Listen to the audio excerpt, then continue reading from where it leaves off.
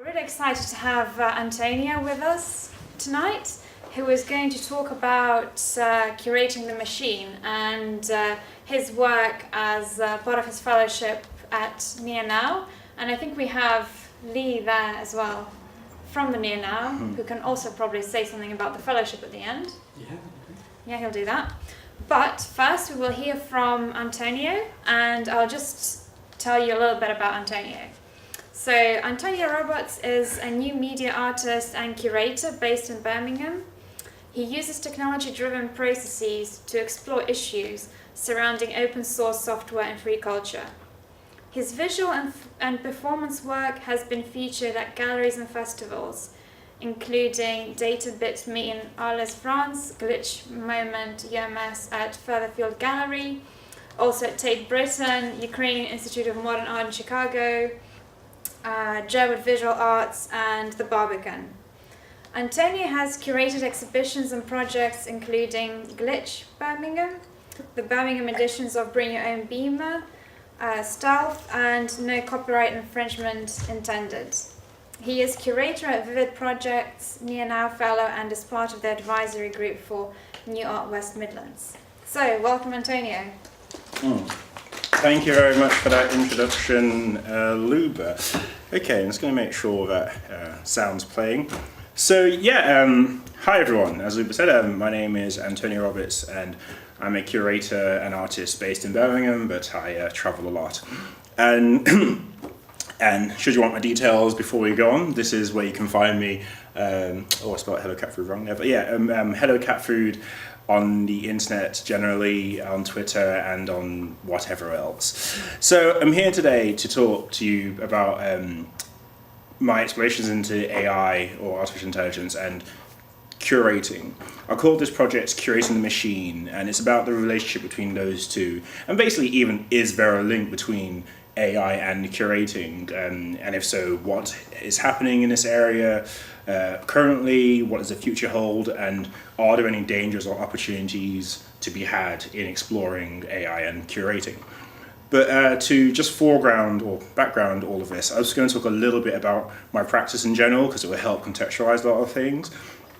So for the majority of my practice, I've been basically involved in exploring work to do with copyright, basically. So how digital technologies are challenging copyright, for the better, for the worse, and how it's changed roles of authorship and ownership, and what we can do really to make a positive change in this way. And so I'm just going to show you a couple of works which I've made in this area. So as Luba mentioned, one of the pieces that I've made has been shown at Jerwood Visual Arts, which is this piece called what was it called again? Transformative Use, which I made in 2016. And this is just it in the space. And then it also was exhibited recently at University of Greenwich. And what this piece does is it takes fragments from familiar Disney characters and transforms how they look, essentially remixing them. In this piece, I wanted to protest Disney. They have a stronger hold on copyright, and I wanted to challenge that just by kind of remixing it and changing it. And I did so to say basically that when people do this, they're doing so for appreciation, not really to kind of vandalize. And I'm sure most of us here grew up watching Disney, so it's highly likely that we'll want to show appreciation in some part of our life. And as artists, of course, I'm going to take what I have seen throughout my childhood and make it into something new. So that's something that happened in 2016. And then more recently, I put my curator hat on and curated the exhibition No Copyright Infringement Intended, which actually took place here at Phoenix in 2017, sorry. And then it went on to Vivid Projects in Birmingham in 2017, just a few months later.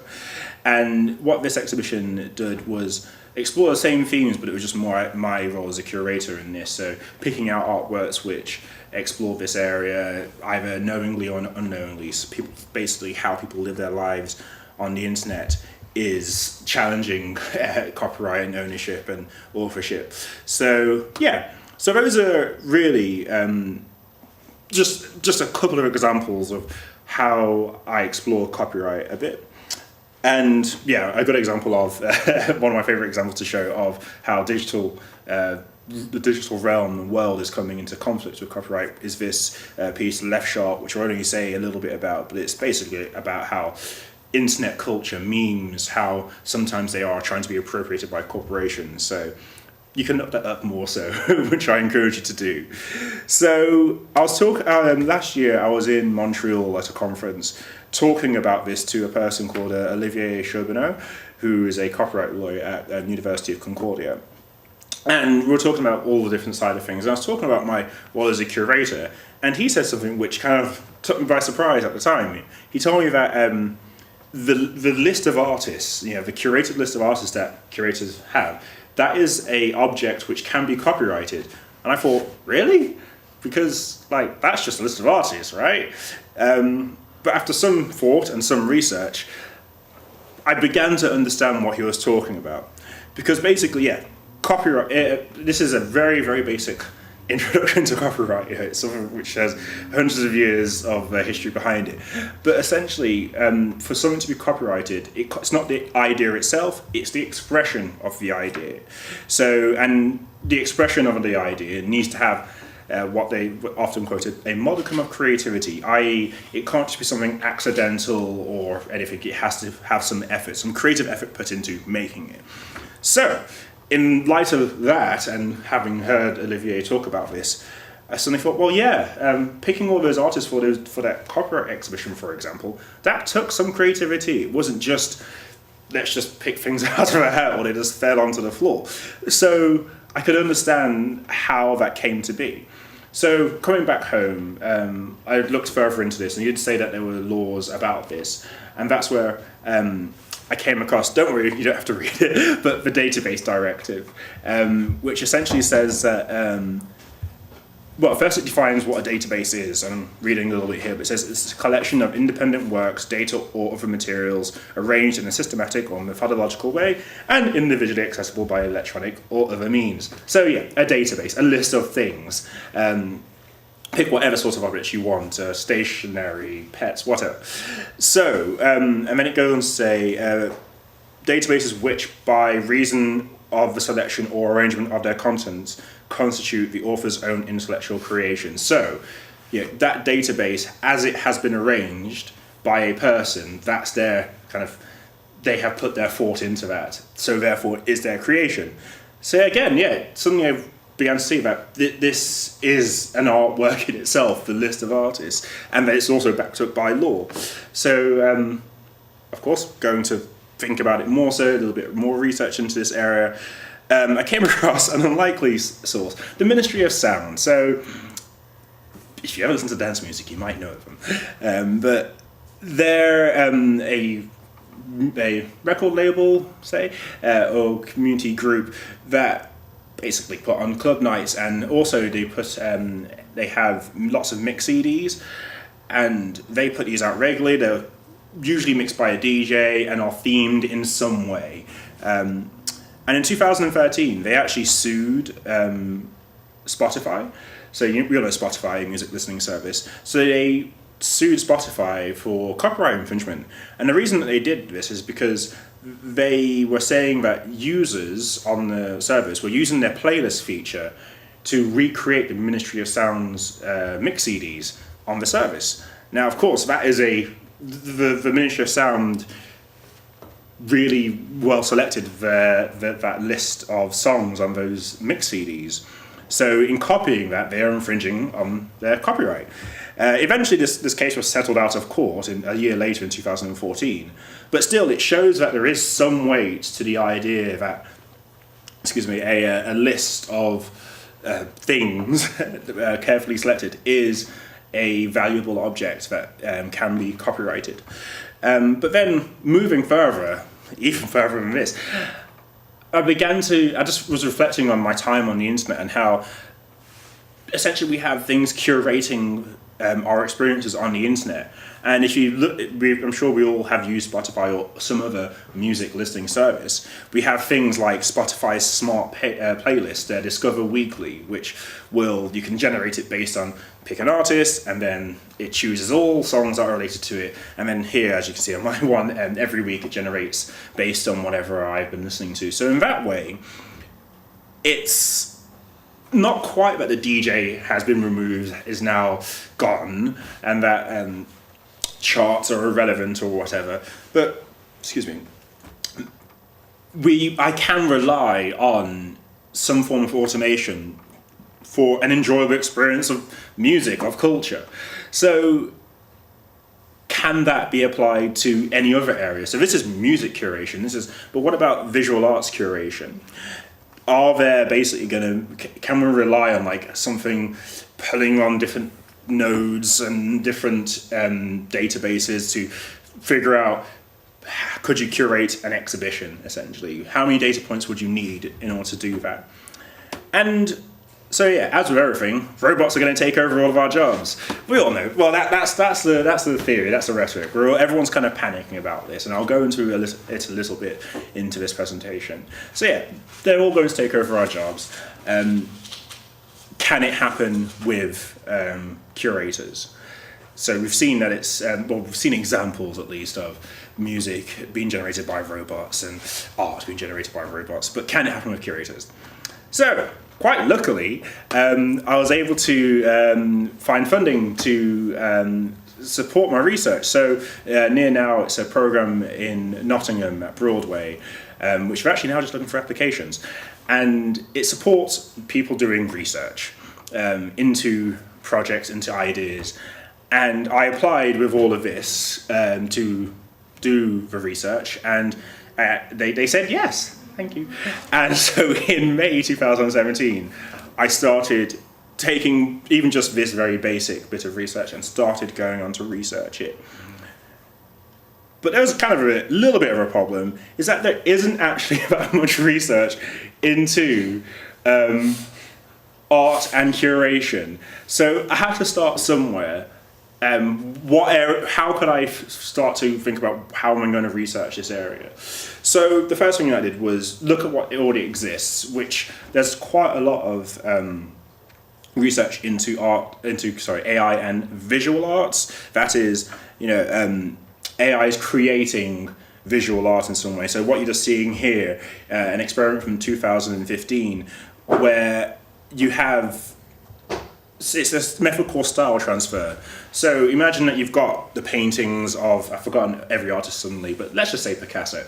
And what the AI will do is it has a database of all of these different images, and by analysing them, it's able to not only just here's the dominant colours, but go, oh yeah, this artwork has these certain bits of strokes here and these little quirks in this bit. So, it can try and transfer that onto a different image. Again, you see here, this is, you can see how they've taken that photo and so on. You see? So that's what's style transfer. And that's the thing that you can even get on your phones now. You can Picasso yourself if you really want to. And here is a few more examples of the style transfer method. And then going a little bit further forward, in 2016, a team of researchers in Amsterdam created a new Rembrandt painting. And they analysed, I've got the number here, but 168,263 fragments or painting sections of his paintings to then construct a new work based on his style. And the researchers do state that it is based on his style, not a new Rembrandt painting.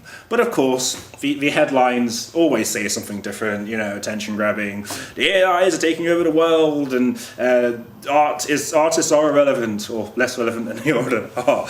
And headlines like these, where it's getting harder to tell whether a painting was made by a computer or a human, that to me says something, because what the examples fail for me to show is that it fails to take into account what makes art. And I'm not going to get into what is art anyway, but it's definitely not just about what it looks like, its aesthetics. It's not just about how it looks in the end product at all. And that's what I think some of these examples assume, because if it were the case, that basically it was just about aesthetics. I think we would have lost ages ago when computers first started making visual imagery, because we've had computerized ways of making images. So yeah, I think that way of looking at it, it takes into account one aspect of visual art, that it is there, how it looks is part of it, but it's definitely not the only part. And so yeah, I know that example wasn't about curating, but again, looking at what the research is and how AI is already in the art sector. And those examples helped me think about how to break it all down. So yes, you've got this big term, art, and you break it down to the smaller parts, like the making of the art, the display of it, and so on. So I took that same thinking to curating. Yes, curator, one word. What do you actually do as a curator? What are the individual parts of a curator that make it curation? So that's what I started to think about in the beginning stages of my research. What is a curator? So I wear many hats, I have many jobs, and one of them is I'm a curator at a gallery called Vivid Projects based in Birmingham. I've been there about 7 years, and it's a very small team of people, two, and sometimes I'm both of them. And so the roles that I have in that job, well, don't worry, you don't have to read all of this, but these are some of the things that I do in my job. Devising budgets, negotiating fees, writing promotional copy. There's a few more slides, and then doing the graphic design, even sometimes the techie side of things, like a little bit of a computer programmer, so I'm sometimes programming media players. The invigilation of the exhibition. Sometimes it's kind of weird where I'm sitting behind the bar, then I'm showing people around, then I'm telling them, oh yeah, I'm the curator. So, I'm sometimes all of those roles, and so is the director sometimes as well. So is this really, like, using at least myself as an example, is this definitely there's another slide, sorry, yeah. Is this definitely what all curators do? Because if this is what all curators do, the AI that's going to replace me has a lot of work cut out for them. So I thought, okay, I have thought about what I do. What about what's out there? So when they have a job advertisement, what are they looking for in a curator? So I actually made use of LinkedIn for once and I just went onto LinkedIn and typed in curator to see what was there. And most of the jobs on LinkedIn for curator tend to be, the name more relates to the museum heritage area side of things. So you can look into the etymology of the word curator, but it's usually to care for a collection, and that's what most of these jobs that I'm finding with the word curator are about. It's acquiring works, taking care of them. Occasionally, some of the job roles were saying you had to go out into the public and interact with them, but not often. So most of those jobs were there, and I started. But and I know this isn't a very scientific way of looking at things, but I also thought about my interaction with curators in other contemporary galleries, for example, like at Tate or Barbican. And what I found is that, firstly, when I was looking online for kind of curators in contemporary galleries, the names of those have sometimes kind of been morphed into program director or, director of something else. I didn't see the word curator that much in relation to contemporary galleries. So I said, I can speak from experience that the roles at these sometimes bigger organizations or just different ones, where they have a bit more staff, their roles tend to be narrower. So it goes back to the museum side of the descriptions that you saw there, where it is narrower. They focus on one thing and they don't have to necessarily invigilate. So from even just those very non-scientific bits of research, getting a better idea of what a curator actually does, and still can it be, all of those roles couldn't necessarily be automated in some way, and AI couldn't take over that. But quite handily, I went to a festival called Blue Dart in Macclesfield last summer, and one of the presenters there brought my attention to this study here, The Future of Employment, How Susceptible Are Jobs to Computerization, from 2013. You've probably read about it in some journal or BBC or something. You might have seen it. And it even spawned a website which took the research and made it into a very handy search engine, willrobotstakemyjob.com. Go find it afterwards if you would like. So I thought, okay, this study, and I'll go into it a little bit afterwards, has thought about lots and lots of different roles, what they actually do, and then talks about, will they be computerized, will they be automated? So I typed in curator to find out, will I be replaced? Yay, I'm not going to be replaced. My job is safe. There's 0.68% chance that I'll be automated, be taken over by an AI. I guess based on their research and so on. So they say it's totally safe. But I still want to look into kind of how did they come to that conclusion. So I went to download the PDF. It's 79 pages. I will admit I didn't read all of it, but still I went to go look at their methodology. How did they decide if something could be automated? So they hand-labeled lots of different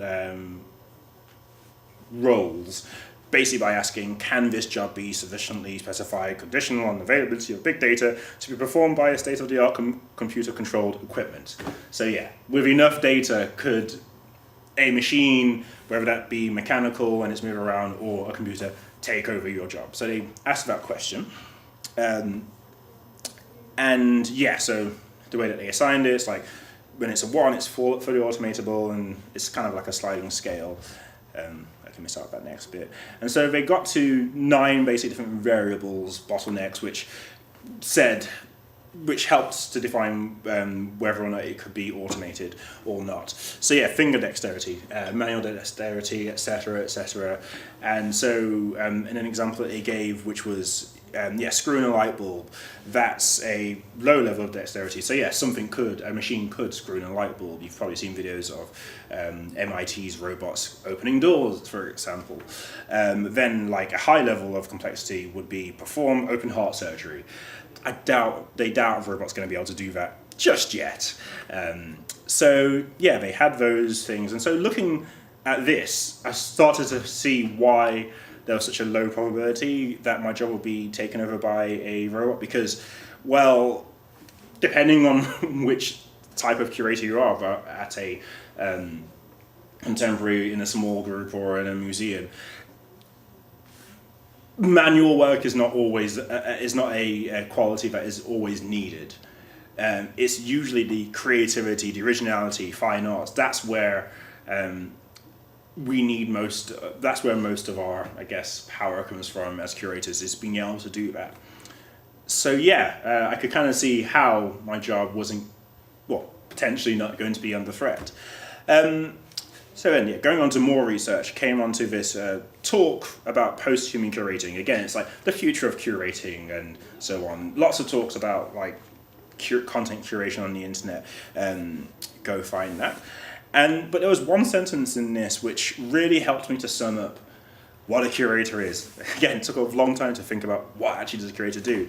And it was this: curation itself is a method of making sense. And yes, I'm definitely reducing like all the things that I do into just one handy bite-sized way of thinking about things. But to me, it made some sort of sense. Like when I'm curating an exhibition, I have the idea, and everything else that I do after that is making sense of that idea, is expressing it. So, for example, the copyright exhibition, the idea was authorship, ownership, etc.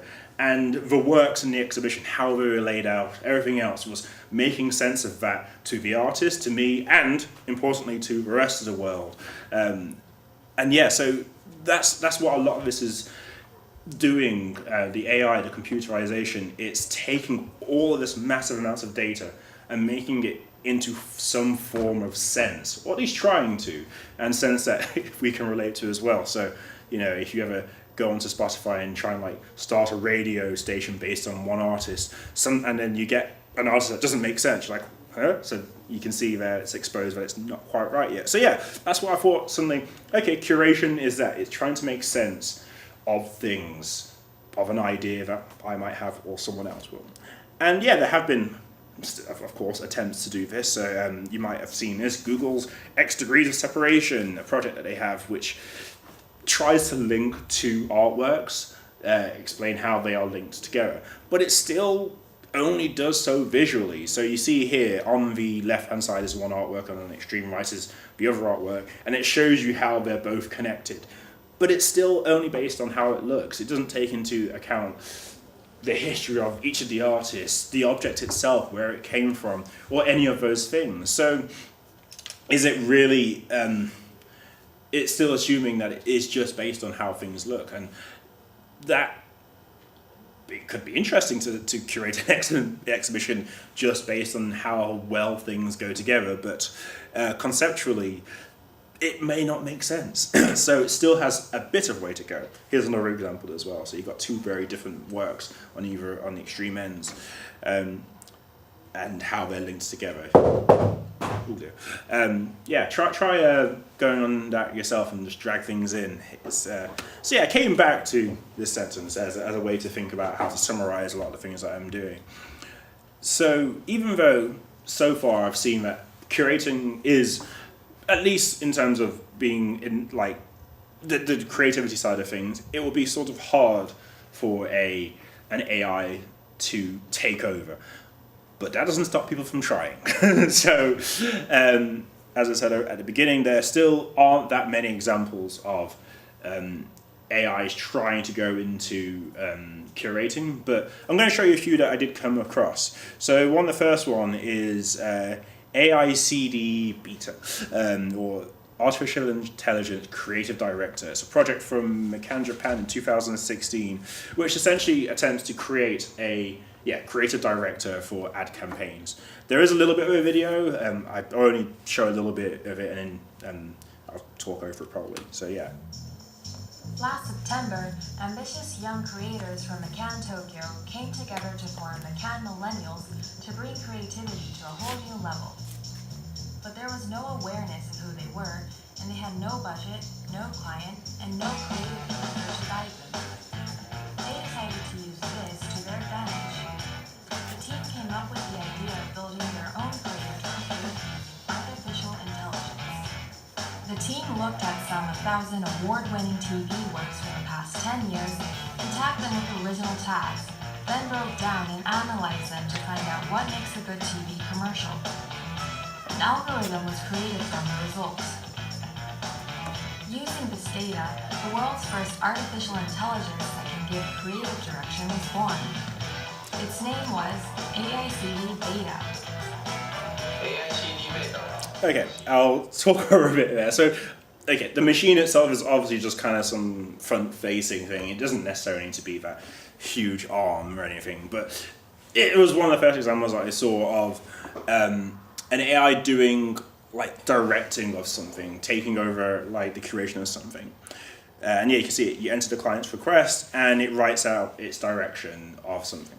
So here, I'm going to play a little bit of a game with you. So they had the AI CD Beta take a client's request to make an advert about chewing gum. And one of the adverts is made by an AI, and the other is made by a human, or at least directed even, sorry. Let's have a look and see what you think. So this is the first one. I won't say.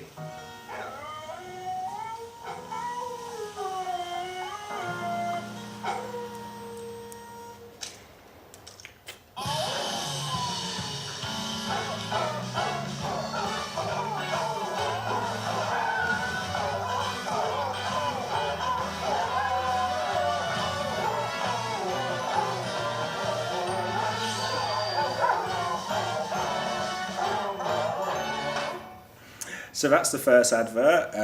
Think about, do you think it was made by an AI directed by an AI or a human?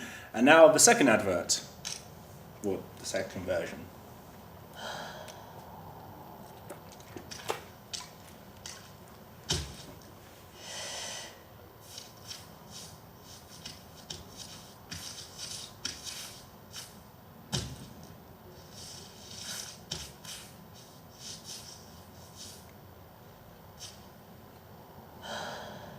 速攻口すっきり10分長続きクロレッツミントタブ Okay, hands up, who thinks the first advert was made by the AI?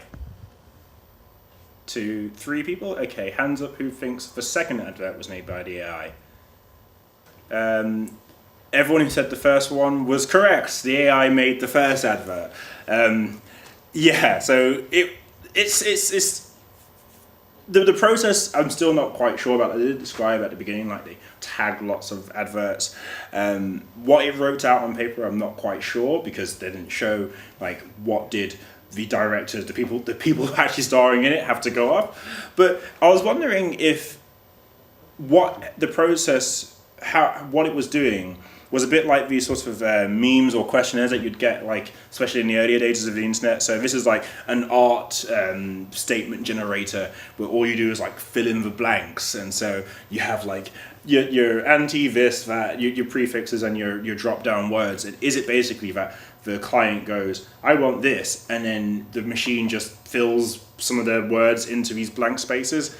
Again, I don't know because they haven't necessarily revealed any of that information, but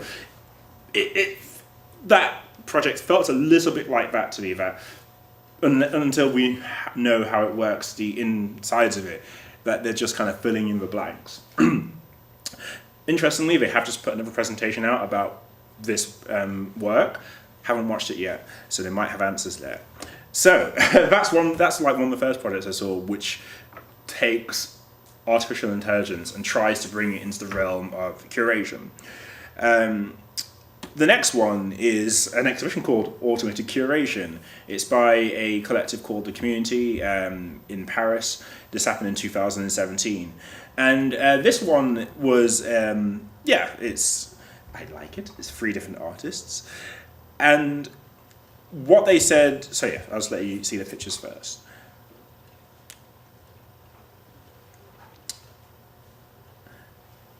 And yeah, so they did have a short description of like how the process actually worked. It said automated curation is the name of an artificial neural network created by Willi Hyveronen. I'm going to butcher the names, so I'm not going to say any more names in case I butcher them all. That has learned its taste in art from members of the community collective, the curators. And so yeah, it has curated 3 works for the exhibition from an open call that received 65 artwork submissions from 30 countries. The closest matches to the community's collective taste in art are works by these people. I won't say their names. So, what's really important there, I think, is to say it learned the taste of the curators. Again, what does that actually mean? Because taste can come from so many different areas. It's not just, I like loud shirts, so therefore I wear all loud shirts. Maybe it's I like certain things from this area of the world, or I like certain things from this area. So, to what extent did the AI learn the taste? They haven't revealed that as far as I'm aware. I've been researching and I have emailed them and I have some answers, but basically, yeah, it learned the taste. It could be that it's based on how things look visually, in which case the submissions that they received would still be based on like the photographs that they, sent with it. Or would it be the descriptions of the artworks? Is it able to generate imagery by passing descriptions of text? Still not quite sure. And then there's also the question in this example and the example before as well, to what extent were the humans actually being creative themselves? So in this example, did it just pick the artworks, did it decide where in the space it will go? Did it decide how they should be laid out? Did they lay it out as though the artists, as the artists who submitted the artwork intended? Those questions and more, I'm hoping for answers on. But still, it's interesting for me. I want to find out more about what did the AI actually curate or create? What input, what output were the humans working from? And then the final example that I'll show of one that I found, in fact I've only found 4 examples, but this is the 3rd one, is a project by Ayel Gruss and Aaron Hadas, the Electronic Curator. This was in 2017. And there is a bit of a video with it, so I'll let them talk and explain it.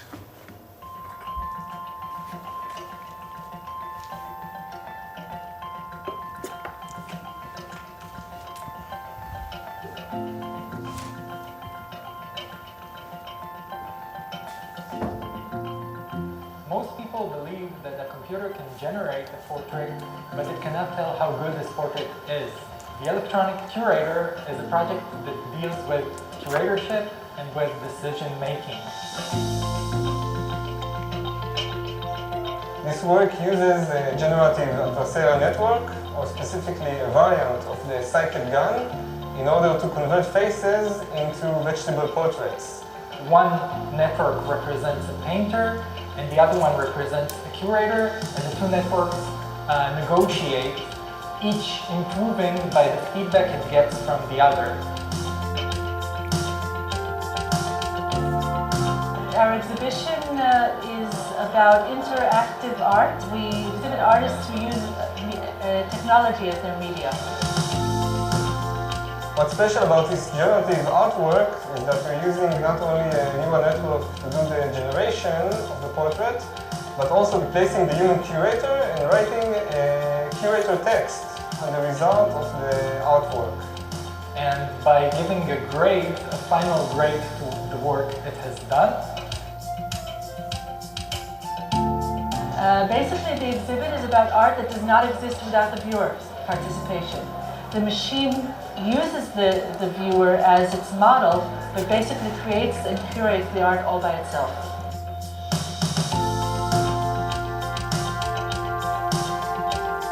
Okay, so with that piece, again, it got me thinking about like what is a curator, because maybe some of you here are curators as well, and there is definitely a judgment passed on like artworks that have been chosen in an exhibition, and you know we pick them based on their suitability, for example. But do we grade them in that same way, giving them a number? I do definitely select things that are more suitable or not, but I've never really thought about myself kind of applying a grade or a number to a work and working from that. Maybe that's a way to do it. Definitely, your Spotify algorithms, when it's generating its playlist for you, will consider the suitability, how matched are they to this genre of rock, or is it this classical or that classical, or so on, and various different other variables. But yeah, so in this piece, the curator and the score behind it, is that reflective of what a curator does? Potentially, yes. It's one area of it, but then what about the concept of the work as well, so on. So each one of these tackles bits of the curator, but I think overall with all of these works, I felt that it didn't do all of the work. The AI wasn't taking complete control over the curation of the exhibition. There was still room for human interaction, or even humans interpreting what the AI has given them. Again, haven't seen what it was given them, especially in the case of the first two ones, but they likely didn't have every single direction spelled out on a piece of paper for them. Again, would like to find out more. So in that way, it felt like the AIs were a little bit like assistants who just kind of see what you're doing and then try and suggest or want to help you to make something new. And so I think for me, that's where I see AI and curating working together a little bit more, or how they could work better.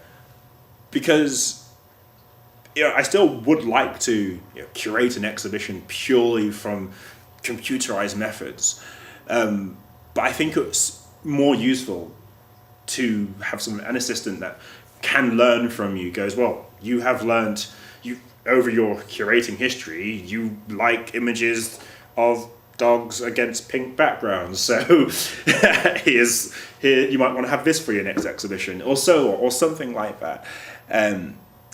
That's where I see this area working better, rather than just completely handing over to control, especially as we don't know what it would really pick. And that brings me on to, I guess, this has gone a bit quicker than I expected, but yeah, towards the end, because my fellowship at Near Now was into research to hopefully go on to then build something. So what I would like to do is basically create an AI of my own, which AI curator even, sorry, of my own. And it's definitely going to be a research project because I want to really explore what actually will it do. I feel with the examples that I've shown, it's really difficult to find, to know exactly what area it has helped in the curation.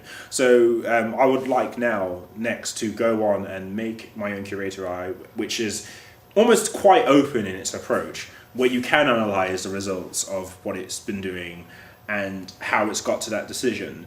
Or at least even the technology that was being used and not trying to hide it. I would like it to do that. And then also, I had a mentoring session with Luba, and she even talked about, well, maybe you want to discover new artworks. Spotify is really great at showing you art music that you might not have listened to based on your likes, what you might want to listen to. What about the artwork as well? Based on this artist that you curated, maybe you would like to explore working with this area, but maybe you want to work in a completely different area totally. So maybe you only want like female sculptors from Australia, or maybe you only want male dancers from Bolivia, anywhere. And I just picked those out of the air. So in that way, the AI becomes more useful because it can do that, still being, I guess, faithful to who I might be, even if that's only based on aesthetics, that I only want those artworks, but it takes me out of my bubble a little bit. It helps me discover a little bit more. So that's hopefully where I'd like to go on next, because I feel like it's an area which deserves to be explored. We talk so much about the visual art and how that's being taken over, but there are people behind the scenes who are organising all these things, who are curating them, and it's not like their jobs aren't worthy of being explored. So that's where I'm hoping to go with all this project next. But hopefully you can see from the research how I come to these conclusions. And I think I shall stop there, but I will be happy to take any questions. But yes, thank you very much for listening.